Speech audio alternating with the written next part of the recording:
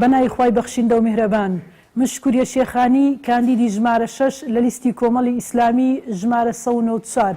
هاوڵاتی ئازیز ئێمە لە ماوەی 4 ساڵی ڕابردوو هەمیشە لە هەوڵی بەردەستەکردنی وتەکانمان بووی لە گۆڕەپانی کردەوەدا هەوڵ و هەنگاو و کردەوە و کۆشەکانی ڕابردووشمان ئەستێرە گەڵانێکی گەش و درەوشاوی ئاسمانی خزمەتی دین و ژینی خاک و خەڵکمان بووە. خوشکانم برایانم دەنگدەرانی ئازیز ئێمە هەمیشە ڕاستگۆیانە و دڵسۆزانە لە پێناو بەرژەوەندی ئێوە کاری زۆرمان کردووە بە جۆرێک لە بەرامبەر هەموو ناسایی و نادادگەریەک وەستاینەوە لە هەر شوێنێک پێویستی کردبێ لەوێ بووین هەر کاتێک هاوڵاتی بۆ داوای مافەکانی دەهاتە سەرشەقام ئێمە لە ڕێزی پێشەوە لەگەڵیان دەوەستاین لە هۆڵی پەرلەمانیش بەرگریمان لە مافەکانتان کردووە 4 ساڵی ڕابردوو جیانە بووینەوە لە هاوڵاتی لە شەقام و لە نێو هۆڵی پەرلەمان